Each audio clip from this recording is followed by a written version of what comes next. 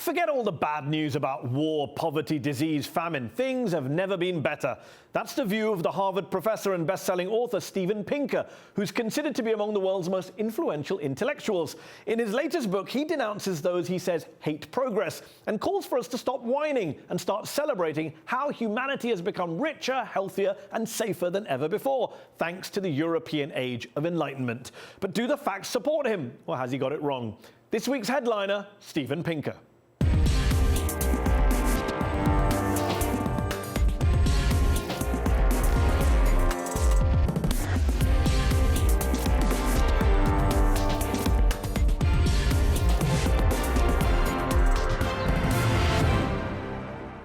Professor Steven Pinker, thanks for joining me on UpFront. We live in a world in which authoritarianism is on the rise, a world filled with more displaced people than any time since the Second World War, a world on the brink of a nuclear conflict maybe, facing the threat of climate change, and yet you come along with your new, much-discussed book, Enlightenment Now, The Case for Reason, Science, Humanism and Progress, in which you argue that, quote, none of us are as happy as we ought to be, given how amazing our world has become. Amazing how? Amazing why? Well, any aspect of human well-being that you measure has shown an increase. We live longer, more of us go to school, life is safer, fewer of us die in wars.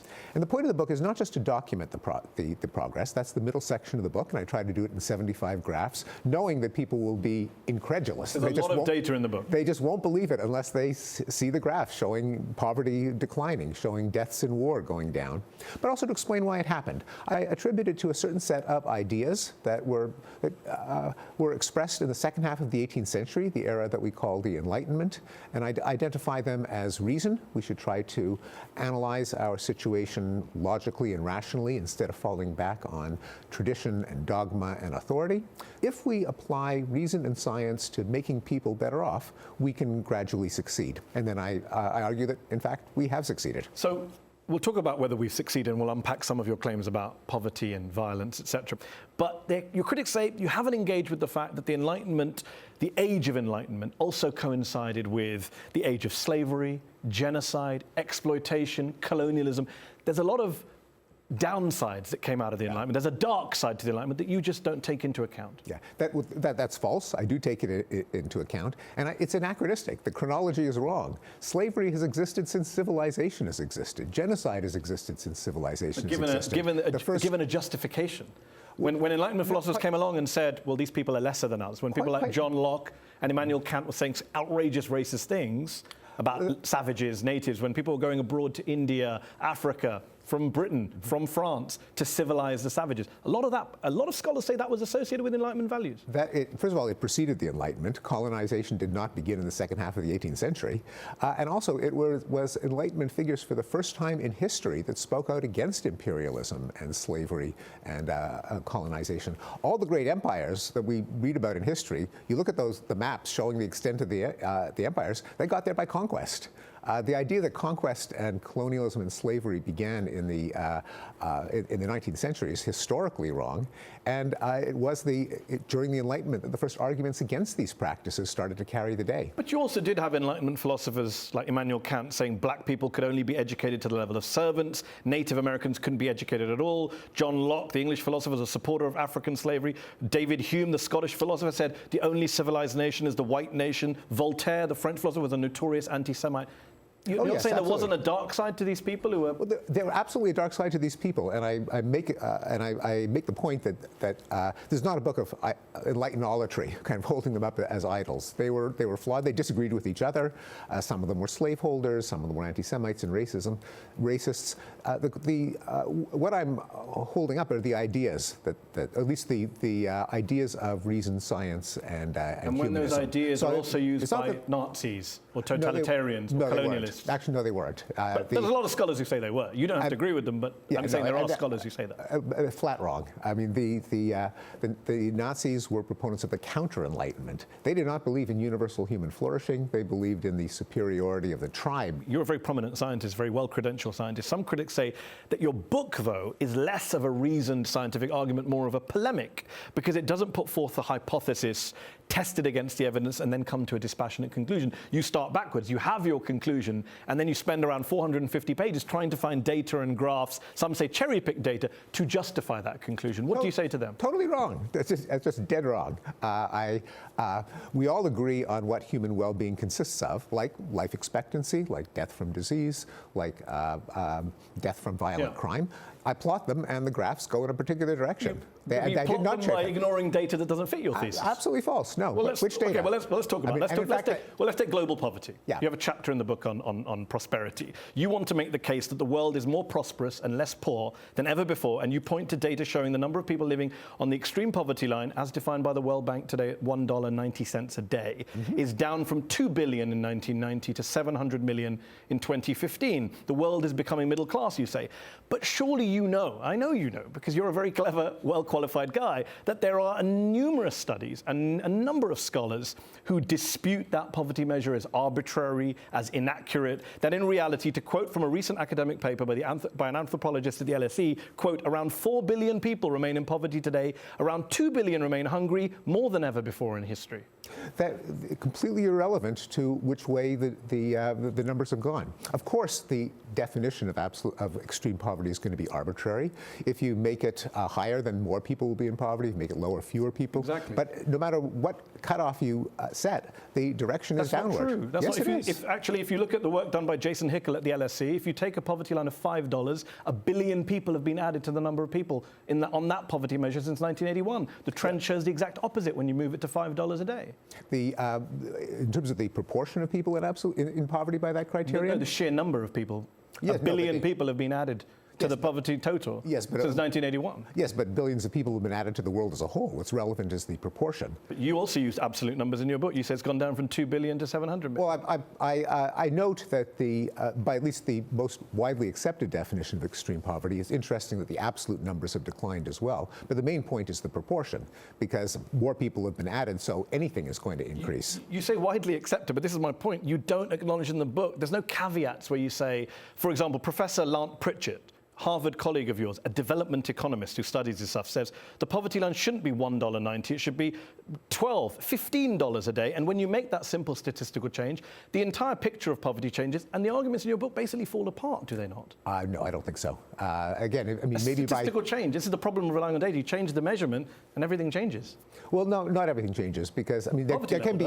I mean, that's a rather extreme redefinition. That's multiplying by a factor of 6. Oh, he's one of the world's experts on the subject. Well, you're yes, not. So, with respect, this is his field. You could have included the caveats and said, look, there's a bunch of experts who don't agree that poverty is falling. You declare it as fact that poverty is falling. Plenty of development experts disagree with you, is what I'm asking. Yeah, some do, but if it's a question of just absolute numbers, it's irrelevant. If it's a question of whether we should set the poverty level at $2 or $3, that's irrelevant. Over a wide range of estimates, the picture is the same. You say irrelevant, but you do realize that if you're a middle-class North American academic and you go to someone living on, say, $1.91 a day and say, well, you're not in extreme poverty, what are you complaining about? We should be grateful about progress. He or she would probably laugh in your face. Well, but if you compare that person to the situation 20 years ago, if you look at how many people die of hunger, if you look at how many people die of infectious disease, they all point in the same direction toward improvement.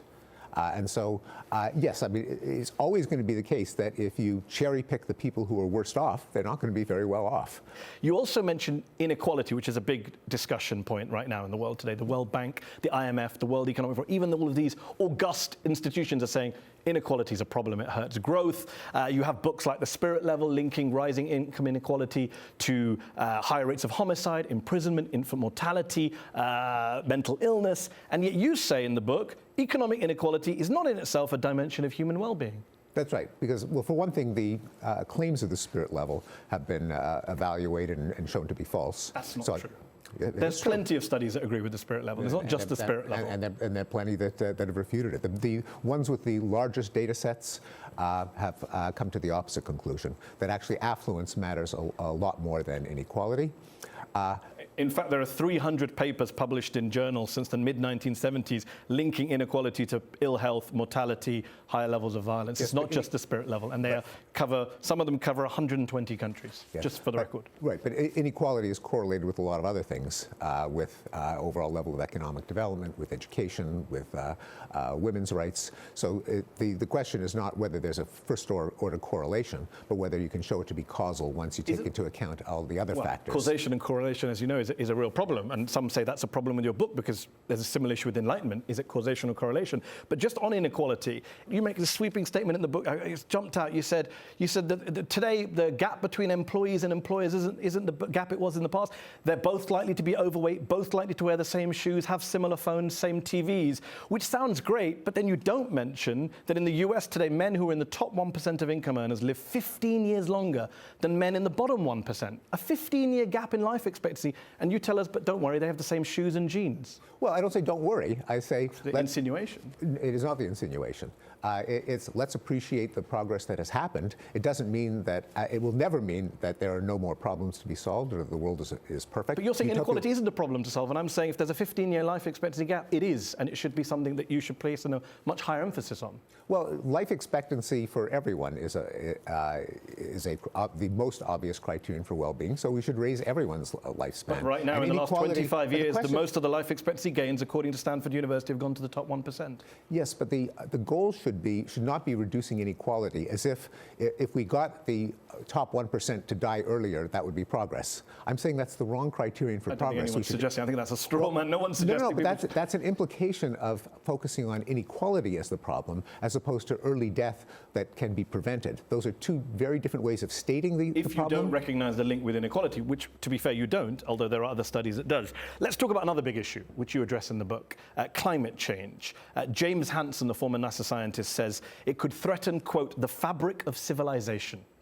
A big statement. Yet you say, some would say in a rather flippant way in the book, that, quote, despite a half-century of panic, humanity is not on an irrevocable path to ecological suicide. How can you be so confident given all the overwhelming evidence on the other side? Well, and there I agree completely with Jim Hansen. He would say the exact same thing, that it's not irrevocable. If it's irrevocable, then it's pointless to try to do anything about it. I'm saying it's not irrevocable, that we should face the challenge and look for solutions, as Jim Hansen does. But you say is not on an irrevocable path. But that's exactly what I'm saying. It's not irrevocable if we make certain decisions now. So what is your solution to the climate change problem, which seems to, on face value, undermine this kind of positive picture you play on the book, given this existential threat we face from climate change? Too soon to say, because there are pathways to solving the climate crisis. One of them would be carbon pricing, which would mean that every decision that people make factors in the damage to the atmosphere and to the climate. And the other is the development of zero carbon energy sources. And eventually negative carbon energy sources, because we've got to start sucking CO2 out of the atmosphere as well as stopping adding to it. But you believe those things could work, even though all the people who are involved in the field right now are tearing their hair out saying, none of this is working, the trend is in the wrong direction, things aren't getting better. The trend is in the wrong direction, but that doesn't mean that nothing could work. Those are two different statements. I agree, but what's your basis for being optimistic is what I'm wondering about. I'm not saying I'm not optimistic. This is a relentlessly optimistic book. No, it's a realistic book. You said for what it's worth, I think we'll rise to the challenge. Mm-hmm. We can be conditionally optimistic. Conditionally optimistic, that is, so if we take these steps. And if we don't take these steps, then there could be disasters. Yeah. Okay, so let me ask a balance of probabilities then, since we're trying to nail you down on this subject. It's difficult. Do you believe, as of today, given the situation we find ourselves, the warnings from scientists, the political situation which looks bad, that we're going to be able to solve or beat climate change? I think the probability is significantly greater than zero. How much greater than zero? I don't know. If it's zero, then let's just drive our SUVs and turn up the air conditioning and not worry about it. I read a lot of reviews of you. I read a lot of your reviews at New York Times, Boston Globe, Guardian. A lot of the reviewers who read your book said exactly this. Even though they like your style, they praise a lot of the content of the book. They do accuse you of setting up these straw man argument, making sweeping claims. Who's saying zero? Nobody's saying zero. But what? Well, if you're challenging the idea that we're not on an irrevocable course to disaster. I'm challenging the idea that anyone can be optimistic about climate change right now, given the political, environmental, economic situation. Well, as I said, that doesn't mean it's zero. That means it's bad. Yeah. Well, it would be bad if we don't do anything about it. But we're not doing anything about it. You keep adding this caveat, if. We're not. That all of the Actually, experts say we're not. Well, we're not doing enough. It's not true that we're not doing anything about it. Fine. We're not doing enough. And even some of the worst developments, such as Donald Trump threatening to pull the U.S. out of the Paris Accord, the individual states plan to keep to the restrictions. Other countries, it won't even go into effect until the last month of Trump's presidency, and it could be reversed by a successor. The US stays in Paris. People are complaining about Paris not being enough. Well, it isn't enough. No, that is true. Paris is not enough, but it's... And you're a man who likes experts, expertise, empiricism. You're a famed, brilliant cognitive psychologist. But how does that make you qualified to make these kind of sweeping claims about climate change when you're not a climate scientist yourself, and many of them don't like the fact that you've made these kind of sweeping claims? Well, because the idea that it's possible that we will solve the climate crisis is not a sweeping claim. Steven Pinker, thanks so much for joining me on UpFront. Thanks for having me.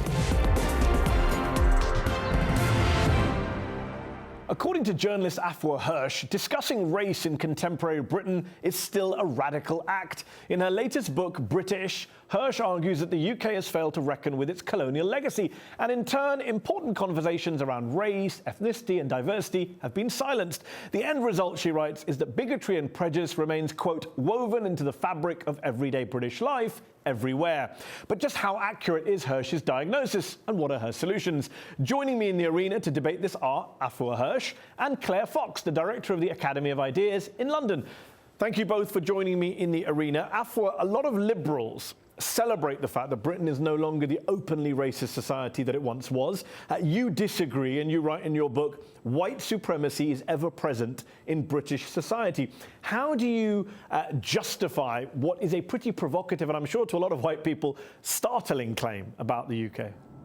Well, first of all, it's not fair to say that I don't recognise that we have made progress in racism. I think violent, hostile, aggressive racism has definitely diminished. And when I speak to people 10 or 15 years older than me who experience being regularly chased down the street or beaten up because of their race, that's not something I recognise from my own experience. So I'm not saying that we haven't made progress, but I think what's happened is that because racism has become less visible and it's become more subtle and coded, we've become very complacent. And we have stopped recognising that race exists on multiple layers. Claire Fox, subtle, coded, structural racism still exists. Afua calls it white supremacy. What's your response to that? Well, I've no doubt that racism still exists. I think the subtle, coded point is quite important because I think it's so subtle and so coded that very often people are frightened about discussing race in the UK because they're frightened that they'll be, as the phrase goes, called out for being racist when they're not being racist at all. I think the difficulty is, and this is an aspect of identity politics that I feel very uncomfortable with indeed, is that rather than kind of taking people for what they say and for the ideas that they hold, we start to see people based on their ethnicity or indeed on their gender or any number of things. I mean, the thing about privilege, Afua will be aware that recently in the UK there's been some controversy about people saying that, for example, a white homeless person is somebody who's got white privilege, or that the suffragettes were white supremacists and so on. And this actually does, I think, unhelpfully reduce people to the colour of their skin, and that's what I meant by racialising society. And of course, I'm not addressing that to Afua. But Claire, let me just clarify for the sake of an objective point. Claire, for the sake of our viewers, let me just clarify then, putting aside people, your own personal views or offence or not offence or people's uncomfortable feelings, just on the language we're using here, do you recognise that there is such a thing as white privilege in the UK today, that there is a bias across society, financially, educationally, towards the white majority still? Surely you would recognise that, or not? Well, I think it's more complicated than that, and it's interesting that we only talk about white privilege recently. We used to talk about, until relatively recently, racism, something which I think many people wanted to fight against, and many people were racist. It's the kind of reduction of this to skin colour that I find unhelpful. I mean, we actually have a complicated picture in this country where, for example, white working class youth are not doing very well, but white working class boys, for example, are not doing very well in educational terms, whereas there's been an incredible improvement in how Bangladeshi young people are doing. There's whole differences within ethnicities and so on. So it's just not black and white. Okay, let's put that to Afua. It's not black and white. There's an appropriate phrase. It's a complicated picture in the UK right now, and you're simplifying it. I'm glad Claire has pointed to the complexity, because that's exactly what my book is about. I think we've become very simplistic in the way that we talk about identity and our narratives about race. Race and class intersect. The idea of calling a white homeless person someone benefiting from white privilege, to me, is absurd. You know, that people who are homeless are more likely to have had trauma in childhood, to have parents with alcohol and drug abuse, to have been in the care system.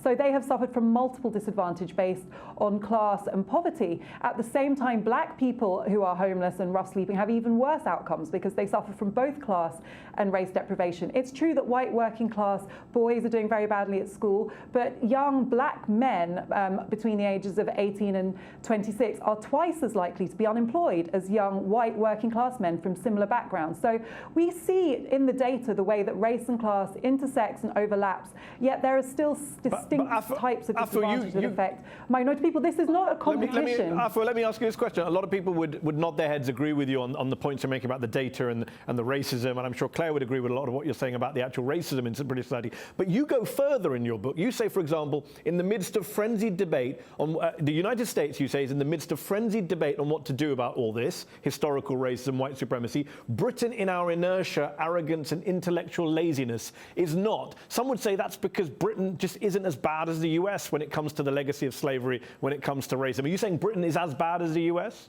I think one of the reasons that we have been very complacent in being honest about our history of empire is because many people convinced themselves that the British Empire was far more benevolent and humane than the French, Portuguese or Belgian Empire, and therefore we should be proud of it. The reality can be both. You know, we didn't have the same legislated segregation and racism as the United States, which was a plantation economy, but we did enforce it in our colonies, and those colonies built the modern industrial British economy. So history is very complex. What I'm accusing Britain of is failing to be interested in its complexity. You know, we talk about abolition, but we don't talk about slavery. We have very much a victor's version of British history as a result of having won the Second World War, Claire, and having the sense that we were on the right side of history. Claire, do you want to respond? I honestly don't. I don't recognise this, because every institution in Britain, it seems to me, is full of a kind of angst-ridden exploration of the fact that, oh my goodness, you know, we're a museum. Maybe we represent colonialism. Oh, what are we going to do about our empire's history? There's renaming discussions going on, discussions about statues and so on. If anything, I think we're over preoccupied about our colonial past. I don't mind a debate about history. I feel as though, however, history is being plundered for the sufferings of people in the past, very often ethnic minorities in the past, almost as a way of talking about racism today, which is a very different thing. And I would suggest that whilst I want an intelligent discussion about history, that has got nothing to do, and the legacy of it has got nothing to do with the contemporary problems we face in relation to British Afua is shaking society. her head and sighing heavily. We have a hangover of slavery. I don't know where to start.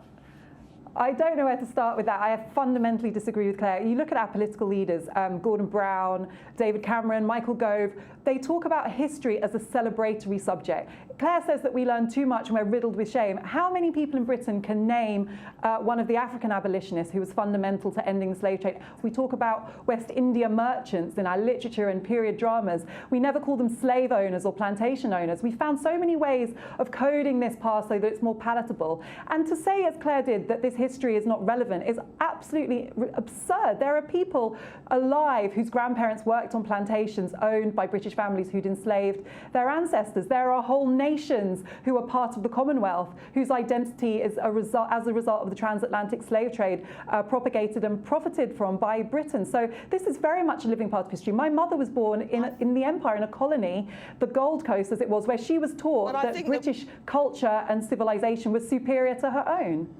I think what this does is this reduces us to our identity and our ethnicity in far too passive a way. I could say now, you know, as somebody from an Irish immigrant background, everything about me today is because of all the suffering that my family had. But to try and explain contemporary politics by actually accusing people of white supremacism because they don't know enough history, or even implying that white people in 2018 are somehow in any way implicated in the slave trade, or indeed that black black people in this country, because their ancestors were slaves, are dominated by, determined by, is far too passive a way of seeing people. Anti-racism for me was transcending our identities and our history and making history, not actually being victims of it, But Claire, as you would have us Claire, be. I've got to I ask, think it's Claire, actually frightening. Isn't it easy, though, and I'm sorry to have to ask you this, but given you're a member of the white majority in the UK, isn't it easier for a member of a majority to say, let's transcend our identities? Isn't that, by definition, what privilege allows you to do? Well, that's the whole point, is now I'm reduced to the fact that I happen to be white, right? Identity is a very important part of everybody's lives. What politics allows us to do is to transcend that in order to fight the contemporary problems that we all face. Afua, 20 seconds, last word. This is not about you, Claire, or this is not about individual white people. This is about a system, and I think what you're saying keeps reinforcing this misunderstanding, the idea that I'm accusing individual people, or I'm accusing people of that they should feel guilty for what the empire did. This is not about that. This is about systems of race and class that are highly relevant in people's life experience, in their outcomes, in advantage and disadvantage, and we don't talk about them, and I'm trying to start a conversation about them because they matter and because we want the same things. I would love for us to be able to transcend race in this country, but we can't do so until we've acknowledged race, and we've as of yet failed to do so. We'll have to leave it there. Claire Fox, Afua Hirsch, thanks so much for joining me in the arena to debate this. That's our show. UpFront will be back next week.